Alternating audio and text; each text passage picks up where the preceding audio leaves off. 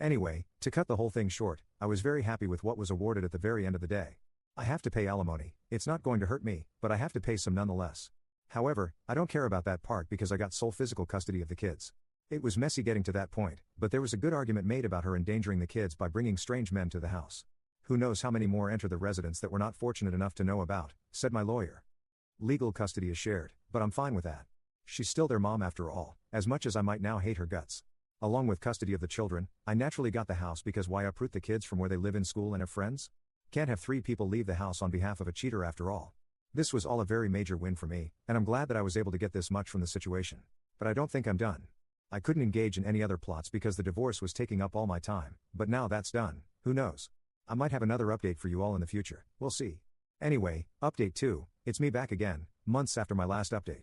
I'm sorry for being so tardy, but revenge takes time, and I'm happy to say that this should be the final update. Now, let me cut to the chase. What I wanted to take last was my ex-wife's job. I really wanted to go after her AP, but I had no idea what his name was or where I could find him, so I let it go. At least I got to slug him, though, which made me feel very good. In retrospect, I think this was recommended in the comments of my original post way back whenever.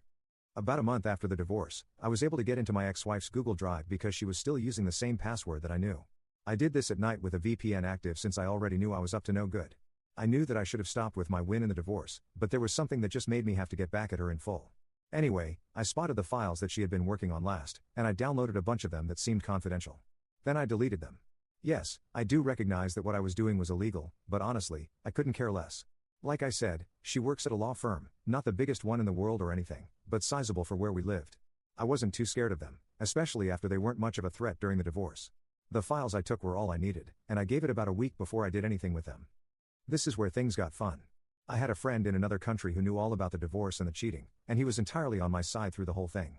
We've been friends for a very long time, so I had him sign up for a new email account. I had sent him the confidential files through a separate platform, and all I told him to do was send those files to the law firm's email address with some cryptic message about how a certain Grace had left herself open and those confidential files had been posted to the dark web. They hadn't, but it made the whole thing seem more nefarious. After this point, he told me he never got a reply from the law firm, and I wasn't surprised. In fact, I didn't hear much about the situation until Grace called me about 2 weeks after, asking whether she could get her alimony early. I asked why, and all she said was, "Just trouble at work, that's all you need to know."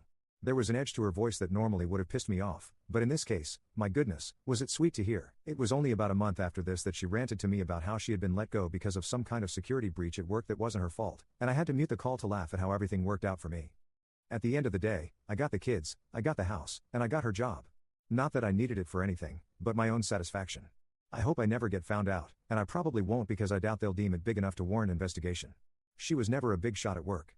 The moral of my story is that sometimes being the bigger person is not the most satisfying way for things to go, so if you ever get the chance to get some sweet revenge, take it. It's not going to fix your ex-wife sleeping with someone else, but it'll certainly make you feel better than anything else can.